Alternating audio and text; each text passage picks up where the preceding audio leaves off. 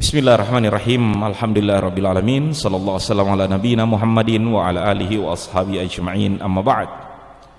Assalamualaikum warahmatullahi wabarakatuh. Apa kabar pemirsa? Alhamdulillah. Senang sekali kami menjumpai antum dengan keluarga dan kelihatannya masih sehat walafiat. Alhamdulillah. Kami berdoakan semoga antum selalu dijaga kesehatan oleh Allah Subhanahu wa taala, keluarga dan orang-orang yang antum cintai, dan kita semua juga insyaallah selalu dipelihara oleh Allah taala, dimudahkan urusannya, diberkahi rezekinya, diijabah doa-doanya, dan dalam hidup ini kita hidup dengan iman, bernafas dengan iman. Satu saat nanti mudah-mudahan kita dimatikan di atas iman dan dihidupkan di atas, dibangkitkan dalam keadaan beriman, dan insya Allah masuk ke dalam surga bersama orang-orang beriman. Amin ya rabbal alamin. Bincang-bincang santai kita seputar sirah nabawiyah malam hari ini ditemani oleh guru kita, Pak Kiai Ustadz Ishaq Abdul Razak Bakari LCMA, dan alhamdulillah kita sampai pada babak tentang kehidupan Rasulullah sallallahu alaihi wasallam di akhir dari masa bujangnya. Mungkin sebelum ke Ustadz saya akan membawa pengantar bahwa Rasulullah sallallahu alaihi wasallam ketika berusia sekitar hampir 25 tahun belum menemukan pasangan hidup. Padahal untuk orang Arab sendiri di usia seperti itu sudah ada yang menikah. Amr bin As sendiri dengan anaknya hanya selisih sekitar 12 tahun.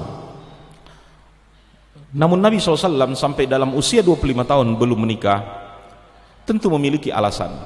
Dan memang Rasulullah SAW ketika menjadi Rasul memberi ta'lil alasan pernikahan itu, yaitu ba'ah. Man istata'a minkumul ba'ah, siapa di antara kalian sudah mampu, dan kemampuan ini ada dua, mampu nafkah lahir dan nafkah batin. Tentu nafkah yang pertama yang dimaksud dalam hal ini dengan kebersahajaan dari kehidupan Rasulullah SAW. Hingga suatu hari Aminah minta kepada Maisarah pegawainya mencarikan orang yang mampu memikul amanah, membawa barang dagangan Khadijah dibawa ke Syam di musim dagang pada saat itu. Oleh Maisarah ditunjuklah Rasulullah SAW, dan dalam perjalanan itu Maisarah melihat keajaiban-keajaiban. Memang keajaiban alam nyata, kemanapun pergi awan selalu menaungi perjalanan mereka. Namun kebaikan akhlak, ya, ketinggian budi pekerti yang dimiliki, inilah yang membuat Maisarah juga lebih takjub, ya, akhlak seorang pedagang, akhlak seorang pengusaha. Dan jemaah sekalian dirahmati Allah Subhanahu wa taala, ini yang dilihat oleh Maisarah, Rasulullah SAW mendapatkan keuntungan luar biasa. Begitu pulang Nabi pun menggandakan, ya, keuntungan tersebut. Barang-barang yang tidak ada di Makkah itu dibelanja oleh Rasulullah SAW, dijual selama perjalanan, dan Khadijah belum pernah untung dagang di tahun itu sebagaimana yang pernah dibawa oleh Nabi SAW. Inilah yang membawa takjub Khadijah yang malam hari ini menjadi tema dari sirah nabawiyah kita, yaitu pernikahan Rasulullah SAW. Yang pertama dengan Khadijah radhiyallahu taala anhu. Saya tinggalkan beberapa ta'lil dari sirah ini ataupun yang ingin disampaikan oleh guru kita. Alaihi falyatafaddal mashkura wa ma'jura. Fadal, minumnya Ustaz juga silakan.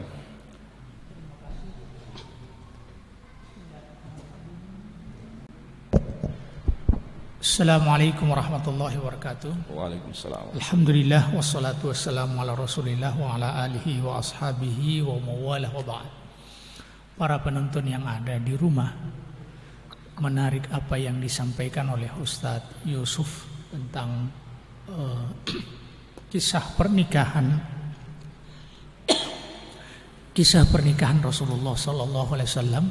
Dan tema ini menunjukkan bahwa basyariyatun Nabi sallallahu alaihi wasallam, sisi kemanusiaan Rasulullah sallallahu alaihi wasallam, dan ini yang akan menjadi patron bagi kita tentang bagaimana menyikapi dan mengimani tentang Rasulullah Sallallahu Alaihi Wasallam. Bahwa Rasulullah Sallallahu Alaihi Wasallam itu adalah bashar, manusia biasa. Karena dia manusia biasa, maka kebutuhan manusianya juga sama dengan kebutuhan kita yang ada sekarang ini. Baik makan, minum, kemudian juga punya kecenderungan untuk mencintai pasangan, dan ini adalah merupakan fitrah manusia. Selama seseorang berstatus manusia, maka selama itu pula fitrah ini akan menjadi sebuah kebutuhannya, dan akan salah pada saat ada pemahaman bahwa saat orang sudah memiliki kemampuan di tingkat tertentu dalam persoalan agama ini, maka dia sudah tidak membutuhkan lagi yang namanya pasangan. Itu keliru. Bahwa inilah merupakan fitrah manusia. Rasulullah Sallallahu Alaihi Wasallam menikah. Ya, innama ana basyarum mithlukum. Sesungguhnya aku ini adalah bashar, adalah manusia seperti kalian. Yuhi, innama ana basyarum mithlukum yuha ilayya, diwahyukan kepada aku. Dan akan menjadi pembeda sisi kemanusiaan Rasulullah dengan kita adalah wahyu. Rasulullah mendapatkan wahyu dan kita tidak mendapatkan wahyu. Namun kita berserikat dalam kemanusiaan. Ya, Rasulullah Sallallahu Alaihi Wasallam. Itu yang pertama. Yang kedua, ternyata kejujuran ini menjadi modal utama dalam kehidupan. Baik kehidupan dunia, kehidupan rumah tangga, apalagi kehidupan akhirat. Kita lihat dengan bermodalkan kejujuran, dan inilah modal yang utama, yang lebih utama dalam masalah berbisnis. Dengan modal akhlak kejujuran, Rasulullah SAW dipercayai oleh investor, oleh pesaham terbesar dalam masalah bisnis. Jadi modal besar adalah jujur, adalah kejujuran. Masya Allah. Jadi keterampilan itu urusan yang kedua. Urusan yang kedua. Walaupun kita terampil, mampu memanage bisnis, tapi kalau tidak jujur, para pesaham tidak akan mau bekerja sama dengan kita. Ya. Para investor tidak akan mau bekerja sama dengan kita. Betul. Pedagang yang tidak jujur, pembeli segan membeli. Segan membeli, ya. Demikian juga pembeli yang tidak jujur, segan penjual menjual barang kepada dia. Iya. Masya Allah. Dan kita lihat Rasulullah SAW karena memang sudah terkenal dengan kejujurannya, maka dengan kejujuran ini menjadi penarik, penyedot perhatian orang-orang, baik dalam masalah bisnis dan juga masalah jodoh. Dalam masalah jodoh. Nah, kita lihat, dan ini awal mulanya jodoh itu terbuka disebabkan karena bisnis, dan bisnis itu terbuka karena kejujuran Rasulullah SAW. Ini sebuah modal utama dalam kehidupan. Iya. Dan inna sidqa yahdi ilal bir wa innal bir yahdi ilal jannah. Jadi sesungguhnya kejujuran itu bisa mengantarkan kepada kebaikan, dan kebaikan itu bisa mengantarkan kepada surga. Iya, Masya Allah. Nah, Rasulullah SAW dengan modal kejujuran yang tidak dipaksa-paksa, dan ini menjadi sebuah gaya hidup Rasulullah SAW, sehingga di seantero Arab itu dia terkenal dengan Al-Amin. Masya Allah. Maka ini yang akan menjadi perangsang peminat para pebisnis, dan dari sini terbuka jodohnya Rasulullah SAW di awal jodoh. Maka tadi sebagaimana yang tadi disampaikan, ada utusan dari Khadijah, yaitu Maisarah, ya, menyampaikan niat Khadijah untuk mempersunting Rasulullah SAW, atau sebaliknya Rasulullah menawarkan dirinya untuk dipersunting oleh Rasulullah, dan ini bukan aib. Ketika seorang wanita menyatakan mengungkapkan isi hatinya, seperti itu, minta dinikahi. Ini bukan aib. Bukan aib, ya. Masya Allah. Dan Rasulullah SAW saat itu mendapatkan tawaran dan tawaran ini bukan datang dari wanita biasa. Ya. Pertama, wanita terpandang, cantik, ya. Dan walaupun dia sudah menjadi janda, ya, tapi janda cantik dan kaya raya. Terawat. Terawat. Dan ini menjadi incaran para pemuda, para lelaki, dan dia Khadijah ini didatangi oleh beberapa utusan untuk menikah. tapi dia menolak. Ya. Tapi Masya Allah Rasulullah dan memang Allah takdirkan Rasulullah menikah dengan Khadijah, dan inilah pernikahan visioner. Masya Allah. Iya. Ya. Ada Pernikahan visioner itu maksudnya? Iya. Pernikahan visioner adalah pernikahan yang memiliki cita-cita ke depan. Iya, tidak hanya sekedar untuk mempertemukan dua hati yang berbeda. Iya. Atau tidak hanya sekedar menyatukan dua cinta yang berbeda, tapi sesungguhnya pernikahan visioner adalah pernikahan yang memang dirancang untuk sebuah kemaslahatan besar. Masya Allah. Dan mungkin ini yang harus dipikirkan oleh setiap rumah tangga, bahwa ketika kita bangun rumah tangga, kemana arahnya? Iya. Dan kalau masih cari-cari tahu kemana arahnya, lebih baik kita simpulkan saja arahnya adalah untuk izul Islam wal muslimin, ya, memberi pelayanan terbaik terhadap agama ini, keluarga aktivis, keluarga dakwah, keluarga yang gemar bersedekah, yang memberi manfaat bagi banyak orang. Masya Allah. Jazakallahu khair Ustaz. Maka para pemuda yang ingin menikah, kalau mencontoh kepada Nabi SAW, memang ketiadaan, artinya kan orang mengatakan Ustaz tidak ada uang panai, tidak ada mahar, berbisnis. Ya, dan ini adalah salah satu cara di mana kita mendapatkan kekayaan. Dan kalau kita berkata saya tidak ada modal, kejujuran, dan inilah yang dimiliki oleh Nabi SAW. Kemudian pulangnya Rasulullah SAW dari Syam, itu kan Rasulullah SAW memberi onta, ada yang menyebut 20 ekor dan seterusnya yang dibeli, dan ini menunjukkan banyaknya keuntungan yang didapatkan oleh Nabi SAW dari membawa dagangan Khadijah ini. Dan itulah yang dijadikan mahar, sehingga ketika Khadijah ya memberi isyarat kepada Maisarah, maukah Rasulullah SAW menikah atau mencari pasangan hidup, dan itu pun yang ditanya Maisarah kepada Rasulullah SAW, Nabi tentu menjawab ya. Dan ketika Maisarah menawarkan bagaimana dengan Khadijah, ini seperti artinya semua orang menginginkan Khadijah. Kullu waslan kullu da'in kullun yadda'i waslan bilailah. Waslan bilailah. Semua orang menginginkan Lailah, tapi sudah inilah Lailanya yang menginginkan Rasulullah SAW.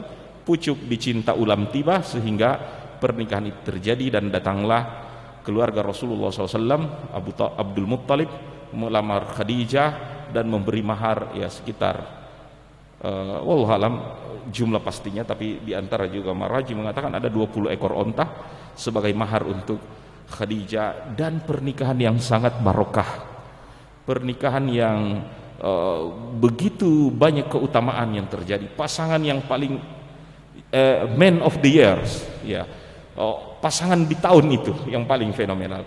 Mungkin Ustaz ada yang diulas dari pernikahan Rasulullah dengan Khadijah atau pasangan serasi ini dalam pernikahan. Sebelum kita bicara tentang pernikahan itu Ustaz, ya. Sebagaimana yang tadi Ustaz sampaikan, bagi orang yang ingin menikah itu berbisnis. Dan memang pertama harus kita yakini, bagi siapapun yang memiliki keinginan untuk menikah, tujuannya untuk menjaga kehormatannya, maka Allah akan bantu.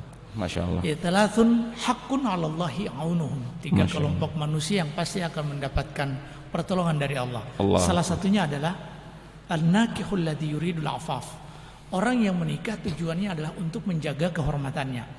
Dan kita lihat para fuqaha dalam memberikan bab tentang pembahasan fikih mereka, sebagian para fuqaha itu memberikan babnya, bab nikah itu, tapi sebelumnya bab al-bay', kitabul buyu'. Jadi bab jual beli. Artinya sebelum Anda menikah maka berbisnis dulu, berusaha dulu. Dan bisnis ini menjadi cara efektif untuk bisa mendatangkan rizki dari Allah Subhanahu wa taala, sebagaimana Rasulullah sallallahu alaihi wasallam mengatakan bahwa tis'atu asyarir rizqi fit tijarah. 9/10, artinya 90% dari rizki Allah itu bertebaran di bisnis. Bertebaran di bisnis. Dan ini yang dilakukan oleh Rasulullah SAW, yang kita tahu bersama bahwa Rasulullah adalah anak yatim piatu yang juga tidak memiliki keluasan rizki sebagaimana kebanyakan orang-orang Arab. Tapi Rasulullah berbisnis dan membawa bisnis dengan modal kejujuran, dan dari sinilah terbuka pernikahan yang begitu berkah, Dan kita lihat umur Rasulullah saat menikahi Khadijah itu berumur 25 tahun. 25 tahun. Iya. Sementara Aisyah radhiyallahu taala anha, kebanyakan para muarrikhin menyebutkan bahwa beliau berumur 40 tahun. Iya. 40 tahun. Jadi selisih umurnya umurnya Khadijah 40 tahun, usianya Rasulullah 25 tahun. 25 tahun. Iya. Dan ini menjadi bantahan kepada para orientalis barat yang selalu mendiskreditkan Islam. Bahwa Rasulullah itu dianggap hiperseks, ya, senang wanita. Kita lihat umur 25 tahun itu umur seorang laki-laki yang memang sangat-sangat bertumpu kepada nafsunya. Jadi di umur 25 tahun itu kalau hanya untuk mencari wanita yang sangat cantik, lalu kemudian masih muda, lebih muda dari dia, dan kita tahu bersama bahwa proses menopausnya seorang perempuan itu lebih cepat dari laki-laki. Namun Rasulullah, bahkan laki-laki tidak menopause. Tidak menopause, ya. Tapi Rasulullah memilih Khadijah, dan ini sebuah pilihan yang tepat tentunya atas bimbingan Allah Subhanahu wa taala, karena Rasulullah sallallahu alaihi wasallam akan dipersiapkan menjadi seorang nabi dan rasul yang akan menghadapi persoalan keumatan ini yang begitu besar, yang tentunya bempes di dalam ini harus pertahanan internalnya harus kuat, dan pertahanan internalnya adalah Khadijah radhiyallahu anha. Keadaan ekonomi Khadijah juga pada saat itu yang dinikahi Nabi SAW adalah wanita yang memang mungkin kalau kita bilang saat ini super kaya. Iya.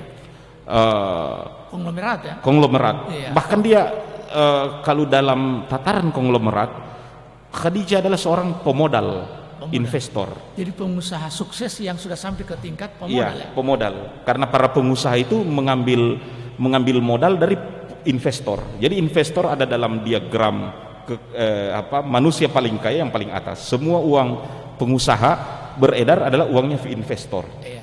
Dan mungkin distributor kalau di zaman kita ya. Iya.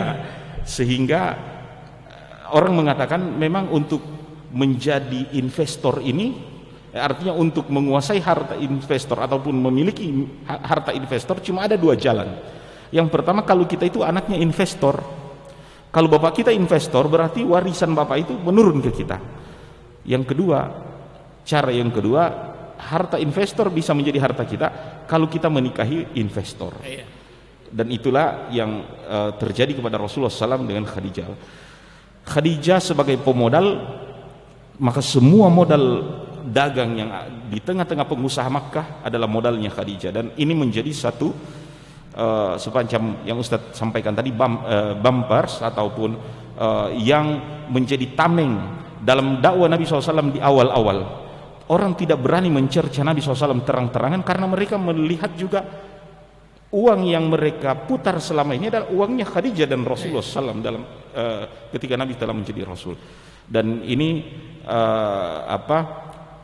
wallahu ta'ala alam, saya lebih mengambil fawaid yang Ustaz sampaikan bahwa faktor bisnis ini perlu juga bagi para pemuda, ya, apabila mereka ingin menikah tentu meniatkan dengan ikhlas mencari rezeki, karena hakun Allahi aunuhum, ya. Dan mungkin Ustaz barangkali dalam mahar pernikahan ini mungkin antum bisa beri fawaid di situ atau bagaimana? Iya. Jadi sesungguhnya kalau hanya melihat seberapa besar mahar Rasulullah Sallallahu Alaihi Wasallam bagi Khadijah itu tidak akan berarti. Ya. Iya. Kalau hanya 50 ekor onta, 100 ekor onta, bahkan lebih dari itu tidak akan berarti. Iya, ya. Dan sesungguhnya untuk Khadijah pilihan itu pada akhlak dan budi pekerti Rasulullah Sallallahu Alaihi Wasallam. Iya, ya.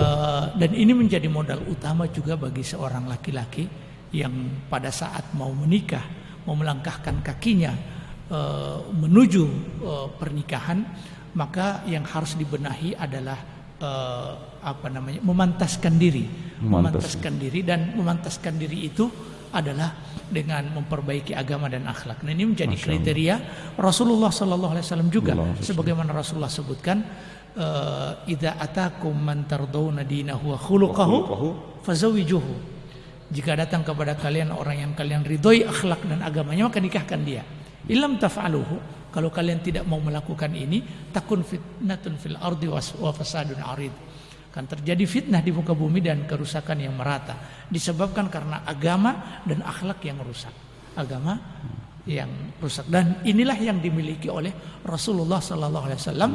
Sebelum melangkah ke pernikahan, Rasulullah sallallahu alaihi wasallam sudah memiliki modal utama, baik modal cikal bakal jadi modal dalam bisnis dan juga modal dalam kehidupan rumah tangga, itu akhlak.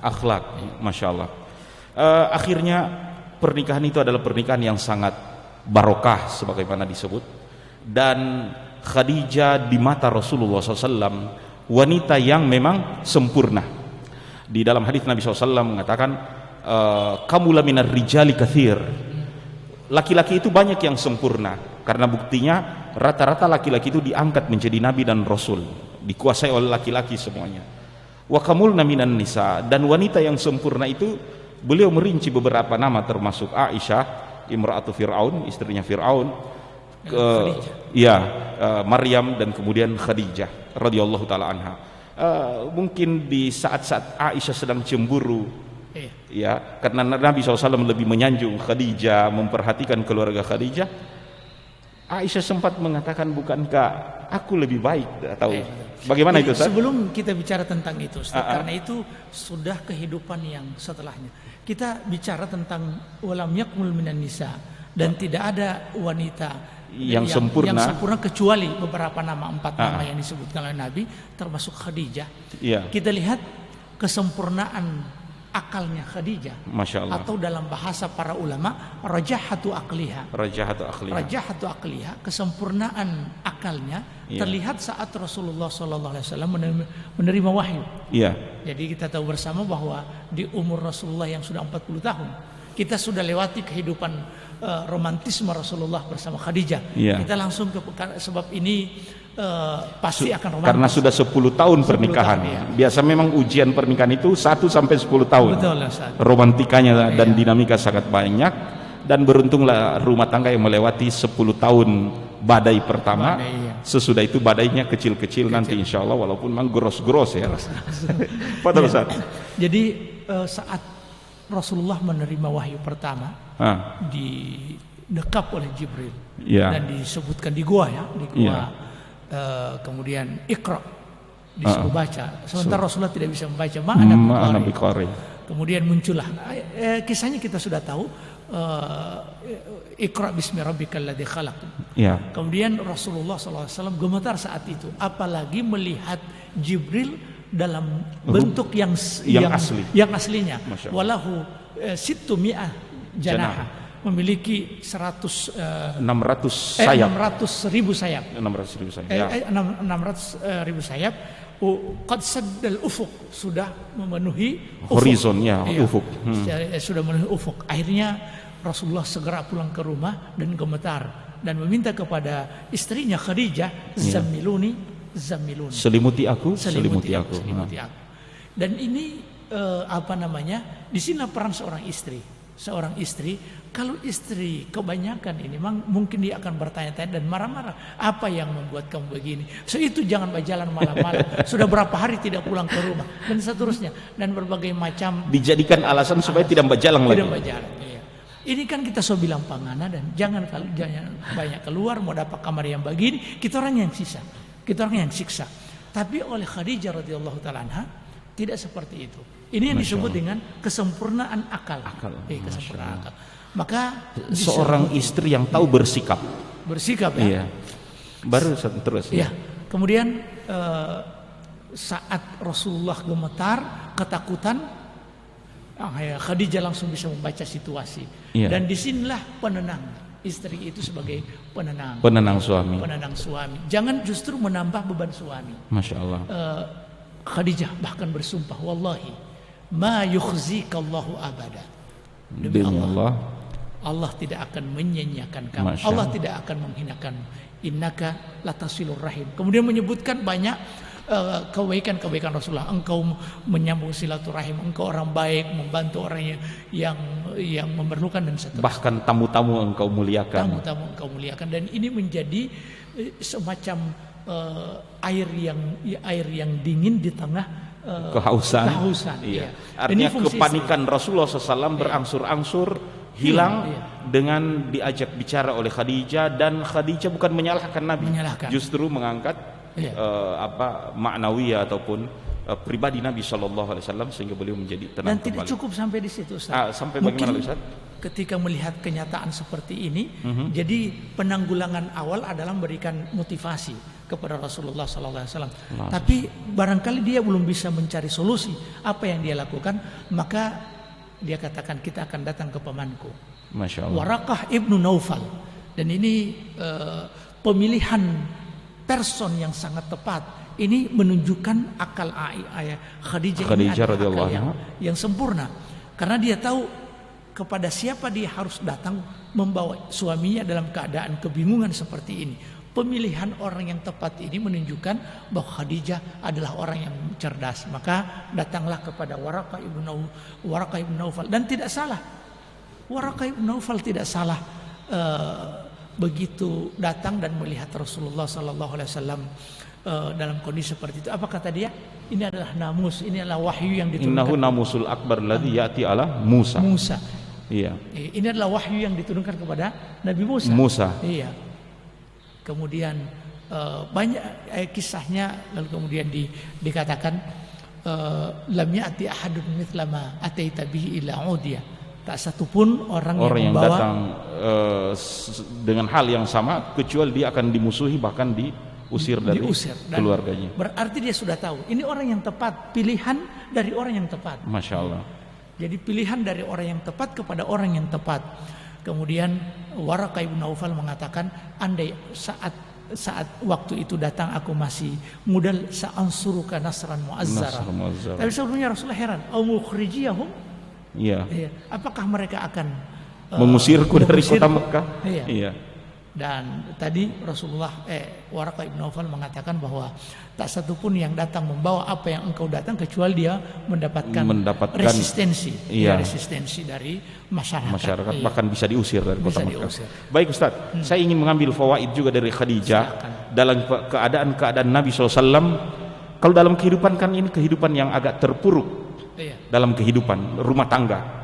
Nabi datang, sudah berapa malam tidak hadir di rumah, tiba-tiba datang dalam keadaan takut, minta diselimuti. Tapi Khadijah memperlihatkan sifat yang asli sebagai istri yang taat, penyayang, menghilangkan gundah atau gulana yang ada dalam hati. Kedua, waktu Nabi SAW menikah dengan Khadijah, harta Khadijah lebih banyak dari Rasul. Tapi tidak muncul keegoan wanita melihat hari ini kan kadangkala kita gaji lebih besar dari, betul, di deposit lebih banyak, di deposit tabunganku lebih banyak dari tabunganmu, dan seterusnya. Sehingga apa orang bilang, mau menyetir suami seperti itu. Tidak ada sifat seperti itu dalam Khadijah. Khadijah tahu menempatkan bahwa Rasulullah ini adalah imam, bahkan telah menjadikan bahwa harta milik Khadijah juga adalah harta Nabi SAW yang Nabi pun boleh mengaturnya, dan seterusnya. Kedua, Khadijah menempatkan betul Rasulullah SAW sebagai imam, sebagai orang yang ditaati, sebagai seorang qudwah, yang dari mana Nabi mengetahui wanita yang soleha itu? Kalau engkau amartaha atau atkah, kalau engkau perintah dia taat kepadamu, kalau engkau tinggalkan dia menjaga dirinya dan hartanya. Pengalaman-pengalaman yang Nabi dapatkan dari Khadijah inilah yang juga disampaikan pada umat ini wanita yang bagus. Kalau engkau lihat menyenangkanmu. Ini kan kehidupan Khadijah di hadapan Nabi SAW. Jadi tidak ada bau, tidak ada warna, tidak ada rasa yang membuat Nabi SAW mau menjauh dari Khadijah, karena selalu menyenangkan ketika dilihat, dan jadilah seperti Khadijah sebagai istri. Demikian juga dalam menjaga harta dan dirinya, Nabi merasa aman. Bermalam-malam Nabi SAW di Gua Hira, Nabi tahu bahwa Khadijah menjaga anak-anaknya dari Rasulullah SAW. Tapi Ustaz, barangkali fawaid yang lain, atau kita sapa dulu pemirsa ini. Saya menyapa beberapa pemirsa, ada Pak Iqbal Karim, Ibu Ratna, Pak Maman Zakaria, dan 27 penonton yang saat ini sedang memantau kami. Terima kasih jazakallahu khair juga dengan kiriman like maupun share dari acara ini. Bila mana memiliki pertanyaan kepada guru kita, insyaallah kami akan bacakan di sela-sela kajian ini. Tafadhol, silakan coret-coret pertanyaan di bawah. Tafadhol Ustaz, fawaid dari pernikahan Nabi dengan Khadijah. Iya. Selisih perbedaan umur tadi ya Ustaz. Ya. Selisih perbedaan umur. Ini menjadi masalah atau tidak? Ternyata tidak menjadi masalah bagi Ya. Rasulullah SAW. Karena memang pernikahan yang dibangun adalah pernikahan visioner. Masya Allah. Tadi yang telah kita sebutkan. Hanya saja saya ingin menyentil persoalan yang sering disampaikan oleh para orientalis barat untuk mendiskreditkan Islam. Bahwa Rasulullah SAW adalah orang yang pecinta wanita.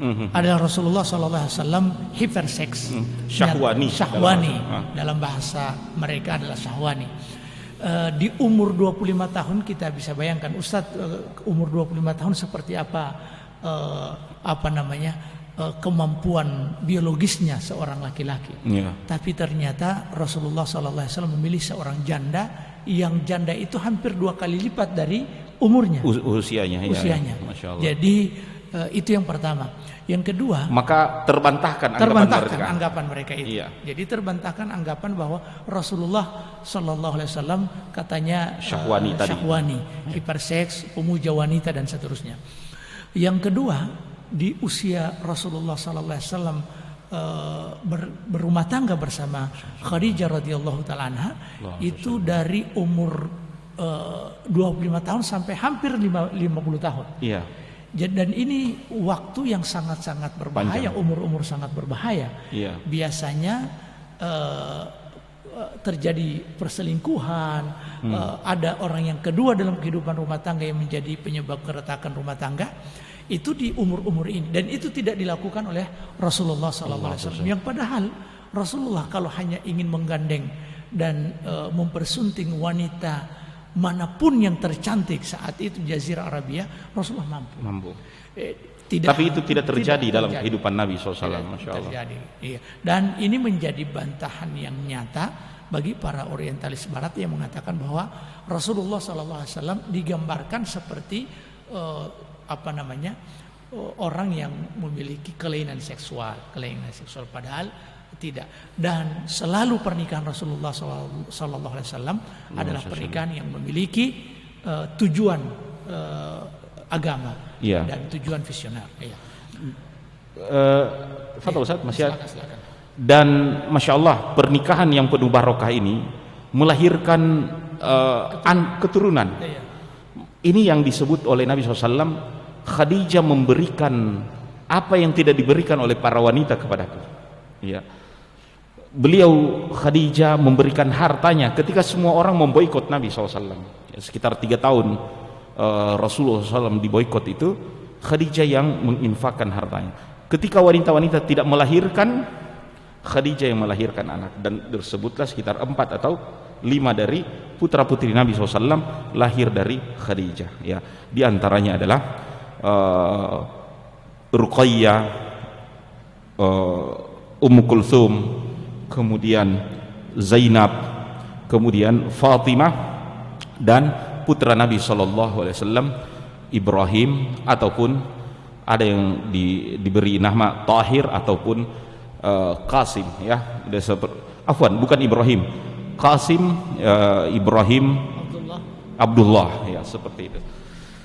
Ataupun ada yang menyebut At-Tahir. Wallahu ta'ala alam. Jadi pernikahan yang barokah, melahirkan anak-anak. Dan ketika Rasulullah SAW menjadi Rasul, ya penopang di dalam dakwah. Jadi Masya Allah, ketika suami hadir pergi taklim, jangan dilarang-larang itu. Ya. Atau mungkin dalam kehidupan sehari-hari kan suami ikut kajian, beri kesempatan juga untuk berdakwah, memberi andil kepada orang lain. Apalagi mereka bergabung di komunitas-komunitas yang baik, pergi mengaji dan seterusnya. Ini bentuk pengorbanan seorang istri, ya.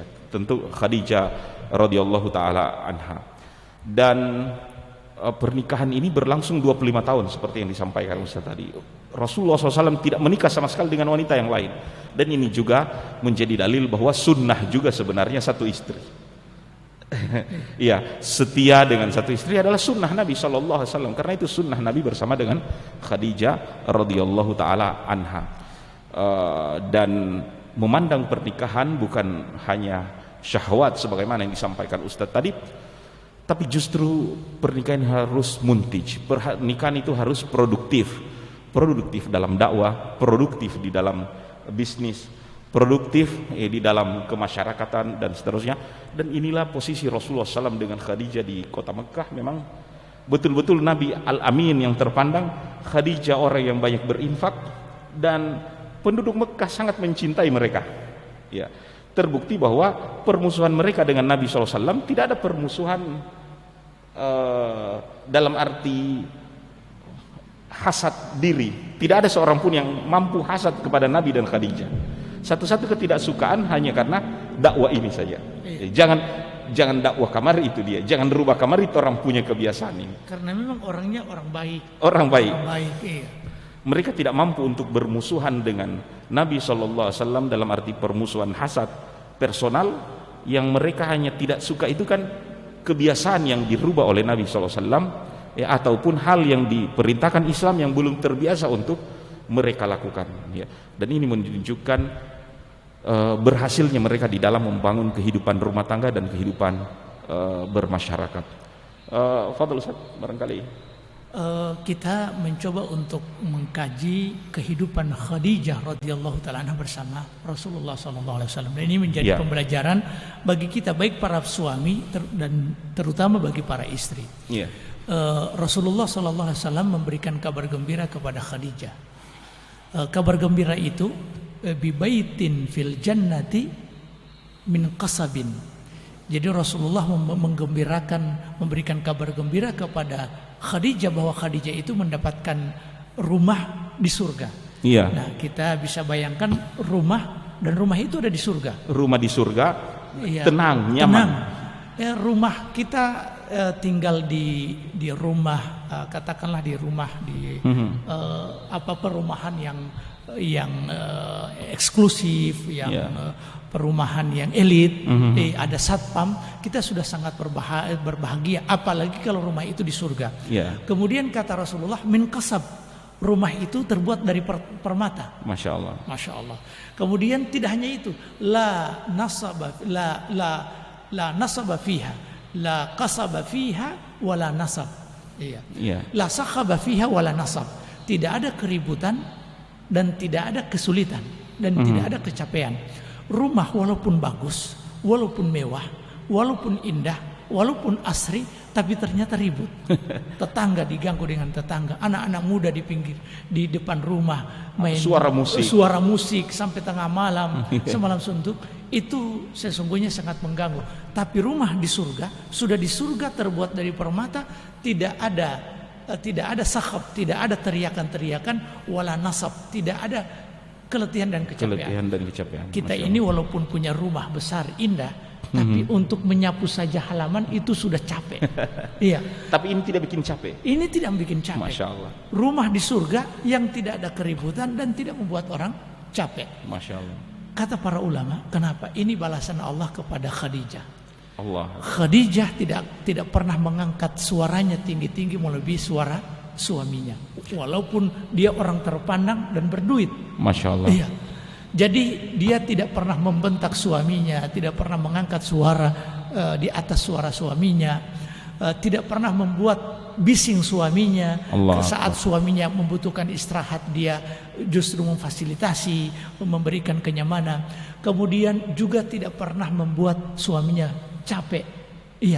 Kadang kalau seorang suami pulang dari kegiatan, baik kegiatan dakwah, kegiatan duniawi ataupun ukhrawi, dia ingin istirahat. Tapi kadang seorang istri sudah mempersiapkan proposal yang begitu banyak, yang membuat suami yang baru datang dalam keadaan capek ini, dia akan tambah lagi keletihannya. Dan itu tidak dilakukan oleh Khadijah radhiyallahu taala anha, dan oleh Allah Subhanahu wa taala balas dia digembirakan lewat lisan Rasulullah sallallahu alaihi wasallam dengan bibaitin fil jannati min qasabin. Jadi satu rumah, sebuah rumah di surga, sudah rumah di surga lagi, terbuat dari permata, bukan terbuat dari semen. Bukan dari semen. Iya. La sakhaba fiha wala nasab, tidak ada kebisingan, dan tidak bikin capek merawat itu rumah. Merawat. Allahu Akbar. Demikian agungnya Khadijah hingga Jibril pun mengatakan kepada Rasulullah SAW, sesungguhnya Allah Subhanahu Wa Taala memberikan salam, mengucapkan salam untuk Khadijah. Dan apa jawaban Khadijah, Ustaz, waktu itu? Silakan. Ini juga menunjukkan akliyah, ya, rajah atau akliyah, menunjukkan intelektual Khadijah dan pemahaman Khadijah juga terhadap agama yang begitu tinggi. Khadijah mengatakan, ketika Jibril mengatakan Allah mengirimkan salam kepadamu wahai Khadijah, ya, diutarakan oleh Nabi SAW, maka Khadijah mengatakan innallahu wassalam, sesungguhnya assalam, pembawa keselamatan, dan nama assalam sendiri itu adalah Allah Ta'ala. Allahumma antas salam. Ya, Allahumma sebagaimana kita dalam sholat mengatakan Allahumma antas salam minka assalam. Jadi innallahu wassalam, kata Khadijah, Allah lah assalam, pemberi keselamatan, dan darinya keselamatan, ya, wa minhus salam, wa ala Jibril assalam, sampaikan kepada Jibril juga salam, wa alaikas salam, dan untukmu wahai Rasulullah SAW salam. Ini yang diucapkan Khadijah ketika menerima salam dari Allah Subhanahu Wa Taala. Pemirsa yang dirahmati Allah Subhanahu Wa Taala, keagungan dan ketinggian budi pekerti Khadijah selalu menjadi kenangan dari Rasulullah Sallallahu Alaihi Wasallam, hingga saudara kandung Khadijah suatu hari mendatangi Aisyah, dan Aisyah sedang bercakap-cakap dengan saudarinya Khadijah di balik tirai, ya, seperti itu. Nabi teringat suara ini mirip dengan suara yang bertahun-tahun menemani Nabi SAW, dan siapa ini? Ketika Rasulullah SAW bertanya pada Aisyah, siapa di sana? Suara siapa itu? Aisyah mengatakan ini Halah, ya, ini suara Halah atau saudara dari Khadijah. Rasulullah SAW mengatakan, ya Allah, ternyata itu cuma suaranya Halah, suara dari saudarinya Khadijah.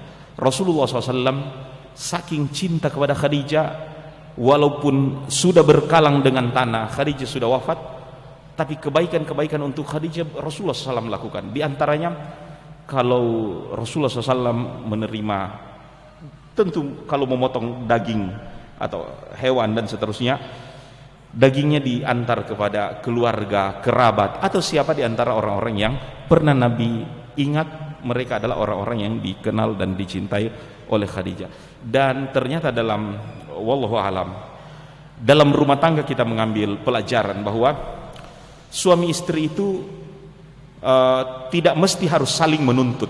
Kasih kamar kita bagi no, ya, atau seorang istri mengatakan, ya, kasih kamar kita begini uti dan seterusnya. Tidak, ternyata bukan menuntut yang mereka dahulukan, tapi memberi, ya. Khadijah memberi yang terbaik kepada Nabi Sallallahu Alaihi Wasallam, ya, ketaatannya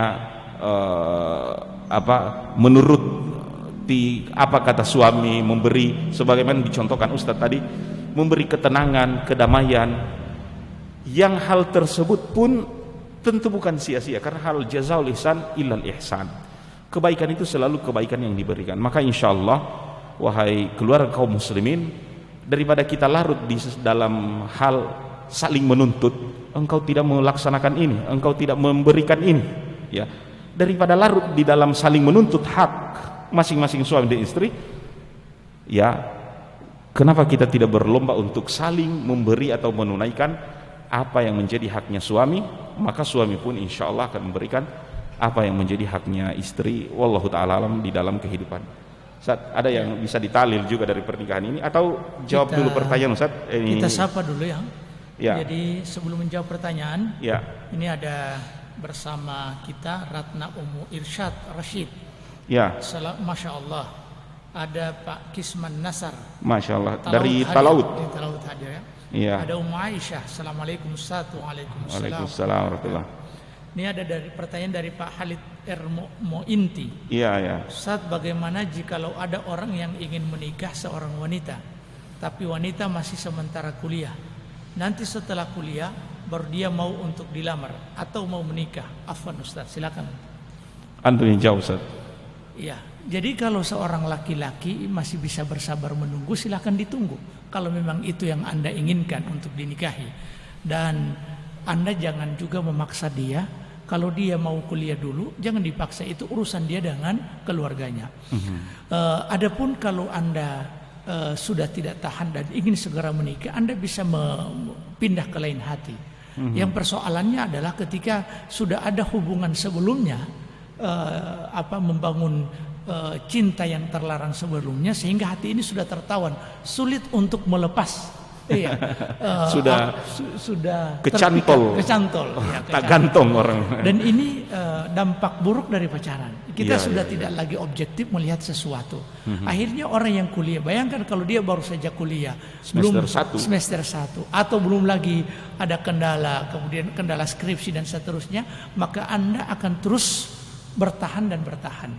Oleh karena itu, jangan kita mempersempit sesuatu yang Allah luaskan. Ya. Kalau memang kita sudah melamar dan tidak diterima oleh keluarganya dan juga tidak diterima oleh pihak perempuan itu sendiri, maka Anda bisa memilih ke lain hati dan bisa mengganti. Sebab dunia ini tidak selebar daun kelor.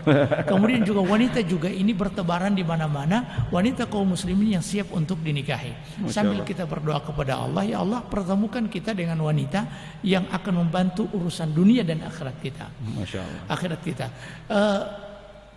Kalau seandainya niat baik ini justru disambut, ya ini al-jam'u aula minat tarjih, kata para ahli usul ya. Jadi kompromi itu lebih utama dari konfrontasi.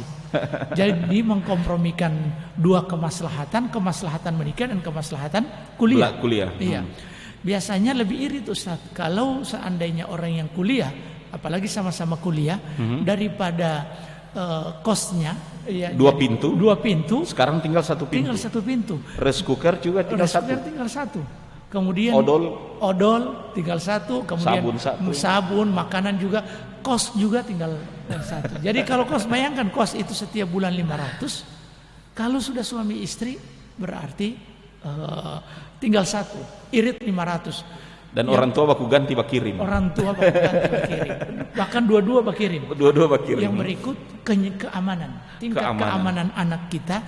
daripada kita selalu mengontrol dan kita khawatir jangan sampai banyak ini laki-laki yang memang menunggu dia di kampusnya dan di luar kampusnya, sering datang ke kosnya. Ini sudah ada bodyguardnya. Iya, laki-laki yang tidak jelas juga siapa. Ya, ini sudah ada yang menjaganya. Tapi kalau seandainya urusan ini tidak bisa kita pertemukan, jangan kita mempersempit sesuatu yang telah diperluas oleh Allah Subhanahu wa taala. Ibarat kata jangan melahmi buku. Kalau sudah tidak mampu, maka kita bisa pindah ke lain hati. Wallahu taala alam. Masya Allah, jazakallahu khair Ustaz, jawabannya sangat pas dan mudah-mudahan bisa menyelesaikan apa yang ditanyakan oleh saudara kita. Ada Pak Sandi Abu Zaki juga ya? Ya, Pak Sandi sedang menonton di rumah juga. Saya ini ada yang menonton dari rumah ini. Alhamdulillah. Ada Pak Halid Mointi tadi, Pak Ervan, ya. Ini panjang pertanyaan Ustaz. Ada Ustaz Jasri juga menonton dari pesantren Wahda. Ibu Ratna Rashid juga sedang bertanya. Mungkin saya baca dulu pertanyaan Pak Evan ya Ustaz. Silakan. Assalamualaikum warahmatullahi wabarakatuh. Waalaikumsalam warahmatullahi. Semoga Allah menjaga Ustaz Ishak dan Ustaz Yusuf. Amin insyaallah, dan menjaga kita semua. Amin. Bagaimana dengan fenomena dalam masyarakat kita di mana ada para suami yang pendapatannya lebih kecil dari istrinya? Ada juga di antara para istri mereka yang bekerja sementara suami mereka hanya di rumah atau tidak memiliki pekerjaan tetap, sehingga kadang perannya terbalik, istri yang kerja sementara suami yang jaga rumah, pendapat dalam agama dan seterusnya. Bagaimana ini Ustaz? Iya, mungkin bisa ditambahkan Ustaz. Iya. Tapi saya berikan gambaran umum bahwa sesungguhnya laki-laki itu disebut rijal ini karena dua hal. Ya, ar-rijalu disebut qawwam, seorang pemimpin itu karena dua hal. Pertama, ar-rijalu qawwamuna 'ala nisa bima faddalallahu ba'dahum 'ala ba'd. Ini pertama karena memang nilai plus itu diberikan kepada laki-laki. Iya, dan itu dzalika fadlullah yu'tihi man yasha. Dan apa nilai plusnya itu, Ustaz? Jadi laki-laki memang ada Allah lebihkan dari perempuan, dan itu hak mutlak dari Allah Subhanahu wa taala yang tidak bisa diganggu gugat. Dzalika fadlullah yu'tihi man yasha. Walaysa dzakaru kal untha. Laki-laki tidak sama dengan perempuan, dan itu hak Allah untuk melebihkan laki-laki dari perempuan. Dari sisi umumnya, walaupun dalam rincian ada perempuan lebih utama dari laki-laki. Kemudian wabima anfaqu, dan karena juga mereka adalah memiliki tugas dan kewajiban untuk menafkahi. Makanya harta istri itu tidak menjadi harta suami. Iya, harta istri tidak bisa menjadi harta suami. Kalaupun pada akhirnya istri membiayai suami, maka ini adalah kebaikan hati istri yang pada dasarnya memiliki tugas dan kewajiban serta tanggung jawab untuk menafkahi itu adalah suami. Dan suami tidak boleh hanya mengambil zona nyaman, tidak mau berusaha. Sebab fitrah sebagai seorang laki-laki harus berusaha dan berusaha. Kalau pada akhirnya saat dia mencari pekerjaan belum juga mendapatkan pekerjaan, maka bersabar dulu untuk bisa bertahan dengan keadaan yang ada. Ya, tapi jangan terus-terusan. Ini karena memang kewajiban nafkah adalah laki-laki. Qawwamuna. Iya, laki-laki qawwam adalah juga pengayom, pemberi nafkah kepada wanita. Dan mendapatkan dosa seorang suami ketika dia hanya menyerahkan urusan dan tanggung jawab menafkahi ini kepada istrinya. Kafa bil mar'i itsman idza dhayya man ya'ul. Cukuplah seseorang itu mendapatkan dosa kalau dia menyia-nyiakan orang yang menjadi tanggungannya. Nah, kalau pada akhirnya atau dalam kenyataan suami sudah berusaha untuk mencari pekerjaan tapi juga belum mendapatkan pekerjaan, atau ada pekerjaan tapi masih sedikit, maka bagian dari kebaikan istri adalah memberikan subsidi kepada suaminya. Tapi ini bukan menjadi kewajiban dan tanggung jawab seorang istri. Yang menjadi tulang punggung keluarga itu adalah suami, dan wanita itu tercipta dari tulang rusuk dan bukan tulang punggung. Makanya jangan jadikan dia sebagai tulang punggung keluarga. Adanya fenomena wanita lebih banyak penghasilan dari laki-laki. Kaum yang pertama bersyukur, alhamdulillah istri kita punya penghasilan, sehingga beberapa kebutuhan dia yang bukan bagian nafkah, yaitu 3 komponen yang penting itu kan sandang, pangan, dengan papan, minimal selain dari yang menjadi tugas kita memberi dia sandang, pakaian, makanan, dan rumah, istri beli sendiri karena dia uangnya lebih banyak. Terutama alat-alat kecantikan. Alat-alat kecantikan dan kecantikan ya. Make up kecantikan. Kita kan mungkin dengan uang seperti ini beli saja, istilah ini bukan merek, tapi orang bilang beli jo pipa nomor ampa. Kalau mau yang berjuta-juta berarti pakai uang sendiri. Alhamdulillah dengan penghasilan yang besar, mungkin istri bisa membeli apa yang dia menjadi kebutuhan. Namun 3 komponen tadi memang ini menjadi tanggung jawab bagi kita sebagai suami, dan sebagaimana yang disampaikan Ustadz, jangan menyerah terhadap keadaan. Dan kelebihan dari penghasilan istri ini pun bisa sebagaimana Khadijah kepada Rasulullah SAW. Rasulullah SAW tidak istilah orang makan gaji buta. Tapi menggunakan modal yang dimiliki oleh Khadijah itu untuk dikembangkan lebih besar. Nah, buah dari pekerjaan itu, pengembangan bisnis yang dilakukan oleh Nabi SAW itu menjadi milik mereka. Kadangkala suami itu kan memang kurang modal, dan kalau istri memang ada kelebihan, dia bisa dari akhlak baiknya seperti itu. Dan kalau memang sudah istri rela seperti itu, makanlah dengan yang ma'ruf dan seterusnya. Dalam Al-Quran sebagaimana yang Ustaz sampaikan tadi, fa intibna lakum an syai'in minhu nafsan fakuluhu hani'am mariyah. Kalau mereka ini berbaik hati memberi, makan saja apa yang diberi itu. Ada hani'am mariyah. Hani'am mariyah itu adalah dengan penuh lahap kita makan dan senang atau baik akibatnya. Ini juga para istri, ketika engkau memberi nafkah atau uang kepada suami, sebenarnya uang yang dia berikan istri itu pertama kan jadi sedekah. Pemberian istri kepada suami jadi sedekah. Yang kedua ternyata juga menyembuhkan. Ada di antara tahlilat para ulama mengatakan, kalau suami sakit-sakit, coba kasih dulu uangnya istri untuk supaya dia sembuh dari itu. Wallahu taala alam. Baik Ustaz, kita lanjut dengan pertanyaan yang berikut ini, sedang menanti Ibu Ratna barangkali Ustaz yang bertanya ini. Assalamualaikum Ustaz, suami saya sering membantu saya dalam pekerjaan rumah tangga, mencuci pakaian, piring, semua itu tanpa diperintah, dan hal itu karena suami kasihan dengan saya, mungkin dalam keadaan hamil, tapi saya kadang tidak enak, takutnya berdosa. Apa berdosa suami yang meringankan pekerjaan rumah gitu? Jadi berbahagialah Anda memiliki suami seperti ini. Masya Allah. Dan ini termasuk suami langka di zaman sekarang. Di zaman sekarang. Bahkan kalau kita lihat Rasulullah SAW adalah menjahit pakaiannya sendiri, Masya Allah. Dan tidak membebankan urusan rumah tangga kepada istrinya saja, Dan ini bagian dari akhlak yang terpuji, akhlak dari suami. Dan istri sebenarnya kalau dalam urusan agama ini, kalau dalam ditinjau dari agama kita, istri itu tidak menjadi pembantu untuk kita. Dia adalah mitra hidup kita. Mitra hidup kita. Makanya seorang suami berkewajiban untuk memfasilitasi istri agar supaya dia menjadi istri yang dijadikan sebagai mitra dalam hidup. Maka pertama kita apresiasi suami seperti ini, Ustaz. Masya Allah. Dan yang kedua banyak disyukuri. Disyukur dalam arti dijaga. Dijaga. Kemudian yang berikut, kalau pertanyaannya saya merasa berdosa, kadang tidak enak, dan perasaan seperti ini bagus, jangan sampai keenakan terus. Karena biasanya juga kalau seorang wanita mau dibantu dalam rumah, akhirnya dia serahkan saja kepada suaminya dan dia tidak bekerja sama dalam rumah. Sekali lagi, wanita itu ditempatkan dalam posisi yang sangat-sangat terhormat. Kalau kita lihat di Arab itu, Ustaz, jadi yang paling banyak ke pasar, paling banyak keluar rumah, paling banyak bekerja, paling banyak mereka memfasilitasi istri-istri mereka. Istri mereka bagaikan ratu dalam rumah mereka.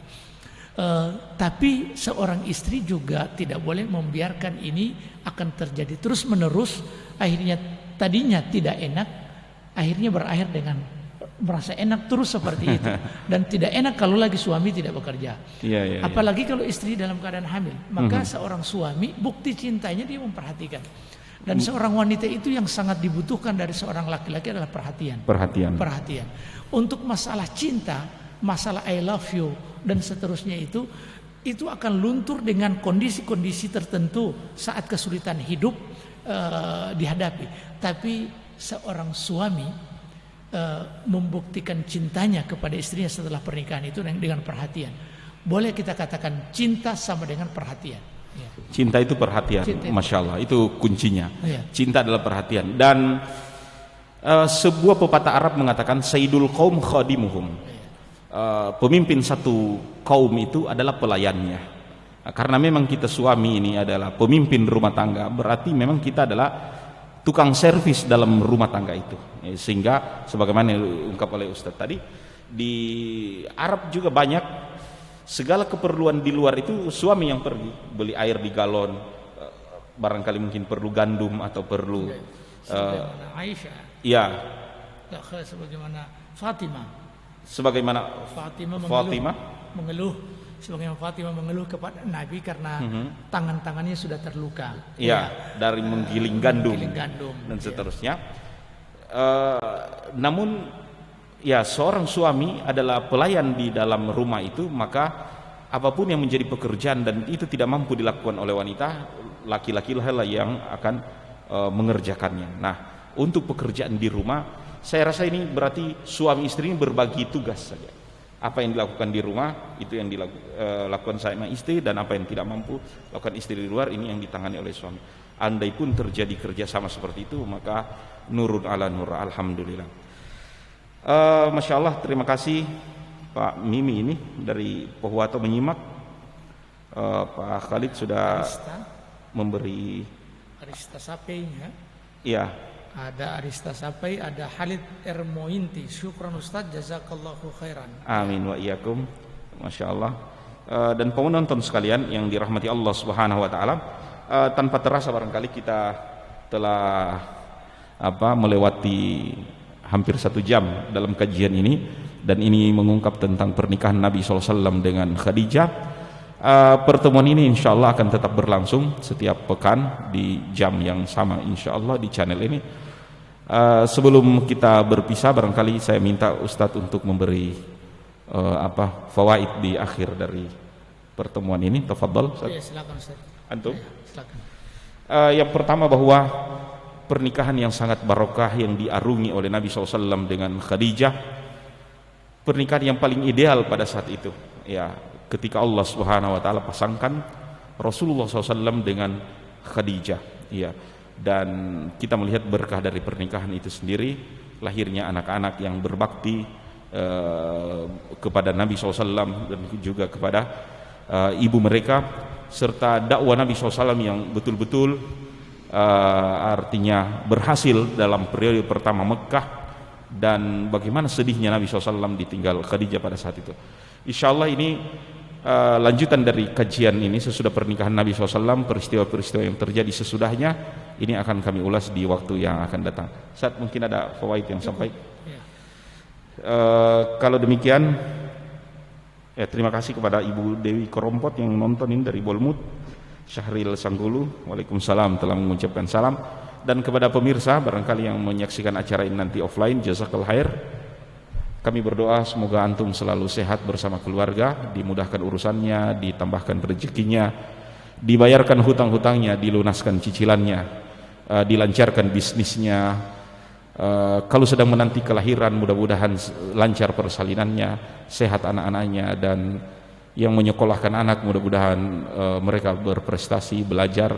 Kepada para ibu juga di rumah yang mendidik anak daring, bersabarlah, ini adalah keutamaan di waktu kita menjadi guru, dan ini adalah fawaid yang Allah Subhanahu wa taala berikan kepada kita sekalian. Semua permintaan yang diminta oleh Nabi SAW tentang kebaikan kita minta pada Allah berikan pada kita semua, dan semua hal yang buruk yang pernah Nabi berlindung darinya kita berlindung, mudah-mudahan Allah taala hindarkan darinya. Rabbana atina fid dunya hasanah fil akhirati hasanah wa qina adzabannar. Sallallahu alaihi wasallam ala nabiyina Muhammadin wa ala alihi wasallam. Assalamualaikum warahmatullahi wabarakatuh.